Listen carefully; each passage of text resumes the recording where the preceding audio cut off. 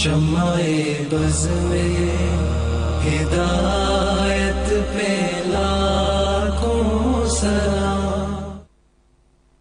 اعوذ باللہ من الشیطان الرجیم، بسم اللہ الرحمن الرحیم۔ لقد کان لکم فی رسول اللہ اسوۃ حسنہ لمن کان یرجو اللہ والیوم الآخر وذکر اللہ کثیرا۔ صدق اللہ العظیم۔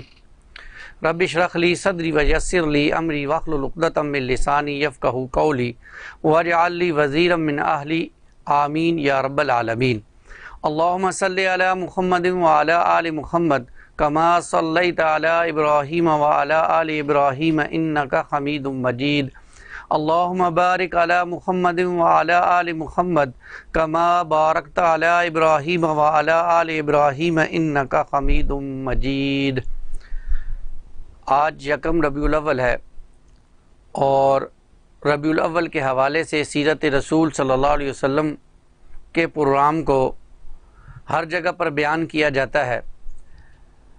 رب العالمین نے تمام انسانیت کے لیے ہر دور میں ہدایت کے لیے رسولوں کو مبعوث فرمایا تاکہ انسانیت کامیاب ہو سکے۔ یہ سلسلہ آدم علیہ السلام سے شروع ہوا اور نبی کریم صلی اللہ علیہ وسلم پر اس کی تکمیل ہوئی، اور قرآن مجید نے اس کا اعلان کیا، ما کان محمد ابا احد من رجالکم ولکن رسول اللہ وخاتم النبیین۔ اللہ کے رسول آخری نبی، خاتم النبیین، آپ کے بعد کوئی نبی نہیں آنے والا۔ اور اللہ تعالیٰ نے رسول اللہ صلی اللہ علیہ وسلم کی شخصیت کو بیان کرتے ہوئے فرمایا، من یطع الرسول فقد اطاع اللہ۔ جس نے بھی رسول اللہ صلی اللہ علیہ وسلم کی اطاعت کی اس نے اصل میں اللہ کی اطاعت کی۔ اور اللہ تعالیٰ نے اللہ کی اطاعت کے لیے اللہ تعالیٰ نے اپنے رسول حضرت محمد صلی اللہ علیہ وسلم کو بطور نمونے کے ہمارے سامنے رکھا۔ اور اللہ تعالیٰ کی اطاعت اسی وقت ممکن ہے جب ہم رسول اللہ صلی اللہ علیہ وسلم کی اطاعت کریں گے۔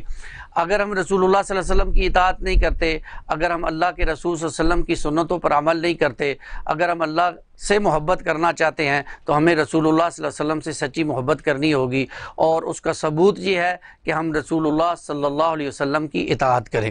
قرآن مجید اللہ کے رسول صلی اللہ علیہ وسلم کے حوالے سے ہمارے سامنے یہ بات بیان کرتا ہے، قل ان کنتم تحبون اللہ فاتبعونی یحببکم اللہ ویغفر لکم ذنوبکم۔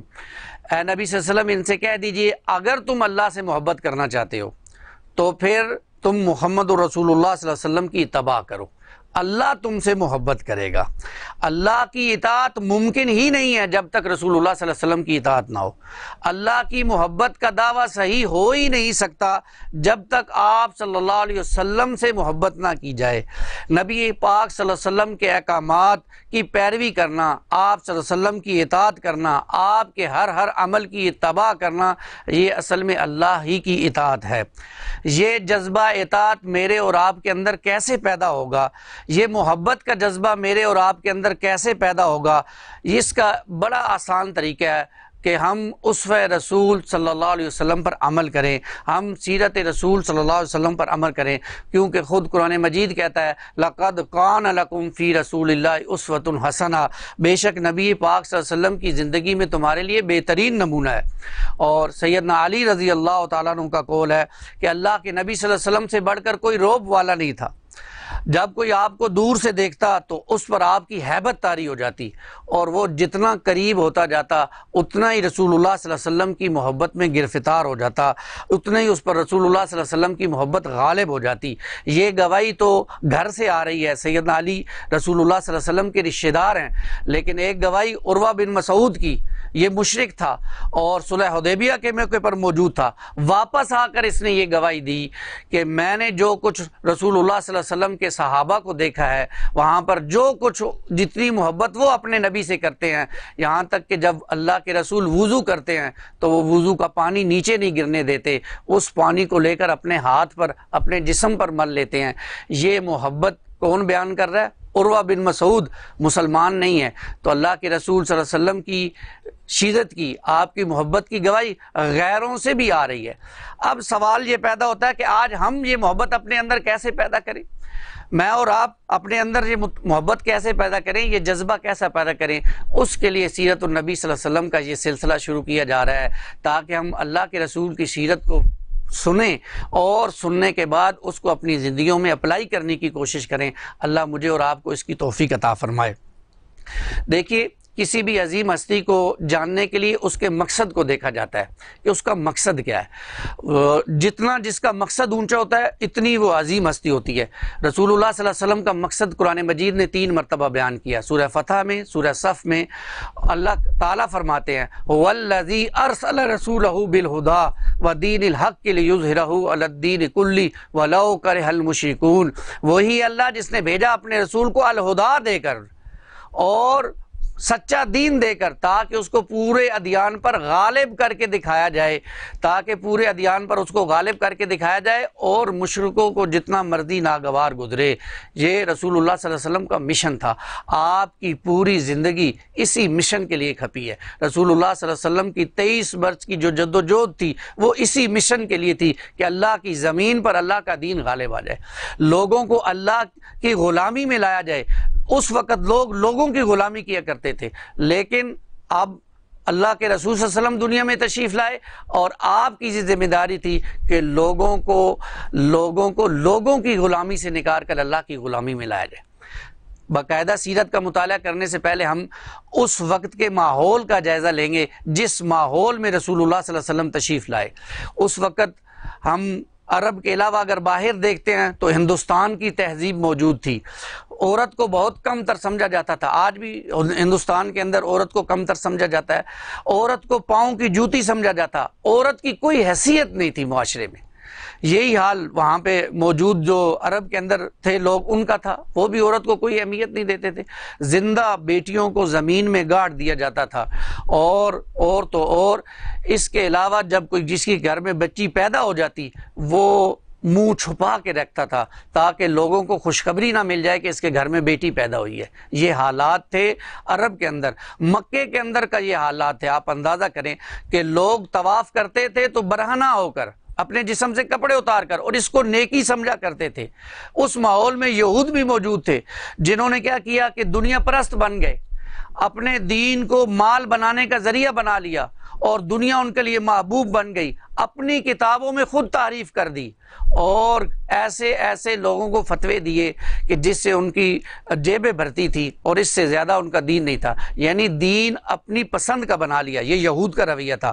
عیسائی بھی موجود تھے، لیکن عیسائیوں نے اللہ کے ساتھ ایک بہت بڑا ظلم کیا، اور وہ ظلم یہ تھا کہ اللہ کے ساتھ تثلیث کا عقیدہ جوڑ دیا۔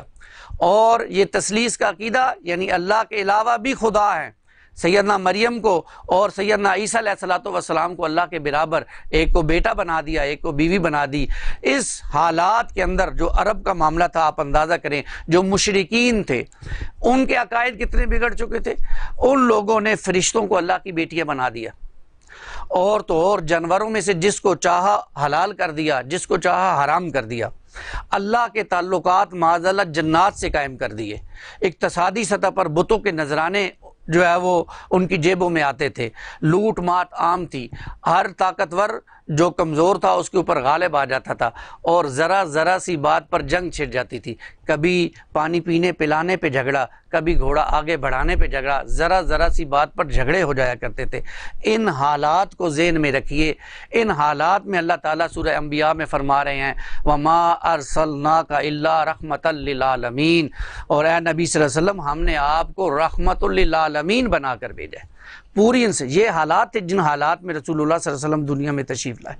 ربیع الاول کا مہینہ تھا، کچھ بہاریں مکہ میں آتی ہیں۔ آمنہ کے گھر میں محمد کریم صلی اللہ علیہ وسلم کی آمد ہونا چاہتی ہے۔ آپ کی پیدائش ہوتی ہے، والد موجود نہیں ہے، انتقال ہو چکا ہے۔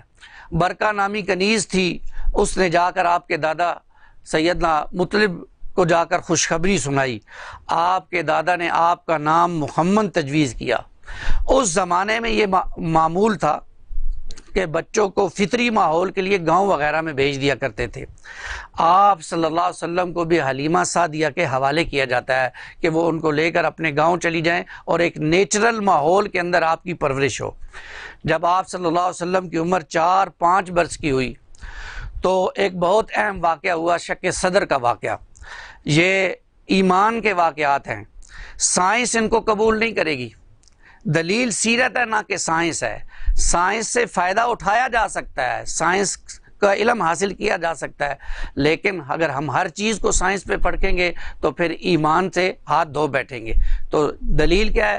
جبرائیل تشریف لاتے ہیں اور نبی پاک صلی اللہ علیہ وسلم بچوں کے ساتھ کھیل رہے تھے، آپ کو علیحدہ کر کے آپ صلی اللہ علیہ وسلم کا سینہ چاک کرتے ہیں اور اس میں سے دل مبارک کو نکال کر زم کے ساتھ دھو کر دوبارہ اس کی جگہ پر فٹ کر دیتے ہیں۔ یہ سینہ چاک کرنے کا معاملہ ہوتا ہے۔ یہ معاملہ جب دائی حلیمہ کو معلوم ہوتا ہے وہ پریشان ہو جاتی ہیں، آپ کو لے کر آپ کی والدہ کے پاس تشریف لاتی ہیں اور آپ کی والدہ کے پاس چھوڑ کر آپ کو واپس چلی جاتی ہیں۔ اس دوران آپ کی والدہ آپ کو لے کر آپ کے ابا جان کی قبر کی طرف چلتی ہیں اور مدینے سے واپسی پر آپ کی والدہ کا بھی انتقال ہو جاتا ہے۔ غور فرمائیے گا، رسول اللہ صلی اللہ علیہ وسلم پیدا ہوئے، والد نہیں ہیں، 6 برس میں والدہ بھی ساتھ چھوڑ گئی اور کوئی بھائی بھی نہیں ہے، کوئی بیٹا بھی نہیں تھا۔ اسباب پر تکیہ ہو جایا کرتا ہے۔ یہ وہ چیزیں جو آدمی کو سہارا دیتی ہیں، یہ وہ چیزیں جو آدمی کو کھڑا کرتی ہیں، لیکن اللہ کے رسول صلی اللہ علیہ وسلم سے یہ سارے سہارے ختم کر دیے گئے تاکہ کل کوئی امتی یہ نہ کہہ سکے میں دین کا کام نہیں کر سکتا تھا۔ آج ہمارے پاس وسائل ہیں، آج ہمارے پاس کیا کچھ نہیں ہے، ہم رسول اللہ صلی اللہ علیہ وسلم کی سیرت پر، آپ کے دین پر کتنا عمل کرتے ہیں۔ اللہ ہمیں سوچنے کی توفیق عطا فرمائے۔ ذرا دیکھیے تو صحیح، رسول اللہ صلی اللہ علیہ وسلم کی کوئی وسائل نہیں ہے، کوئی بیٹا بھی نہیں ہے، کوئی بھائی بھی نہیں ہے۔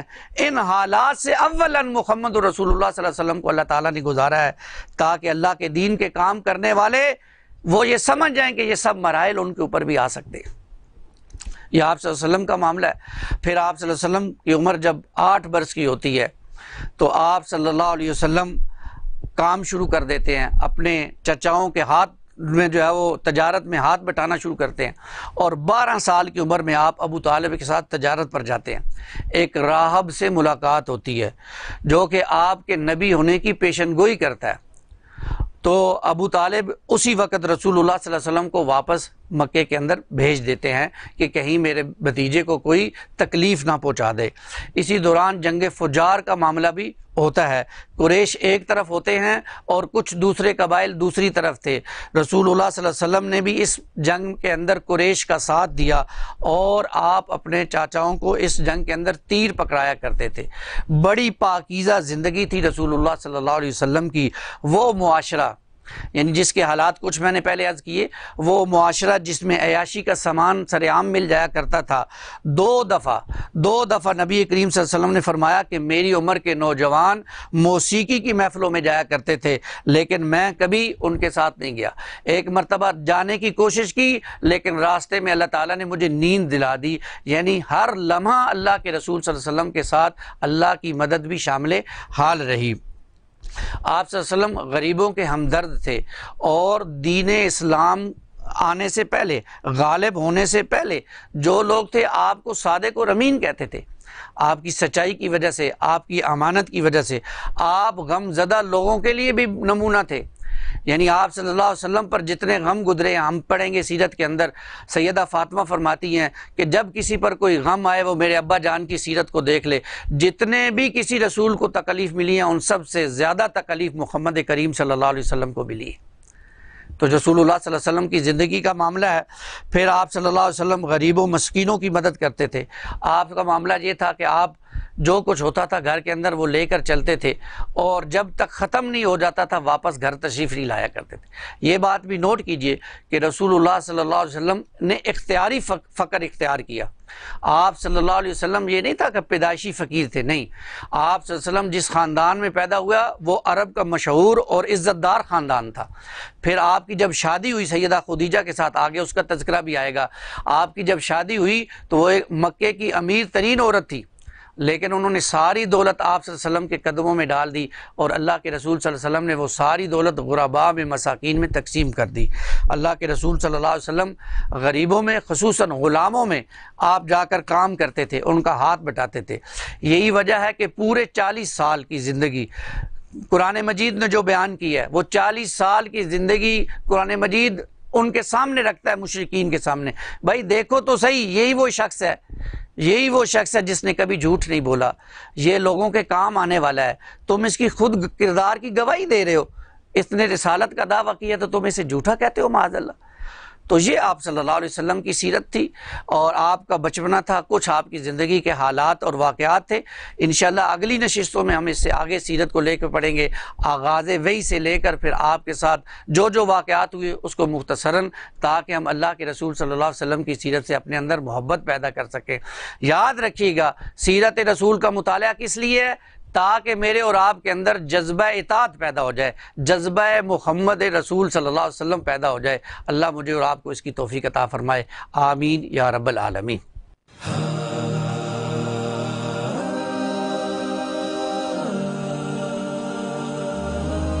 مصطفیٰ جانے رحمت پہ لاکھوں سلام، شمع بز میں ہدایت پہ لاکھوں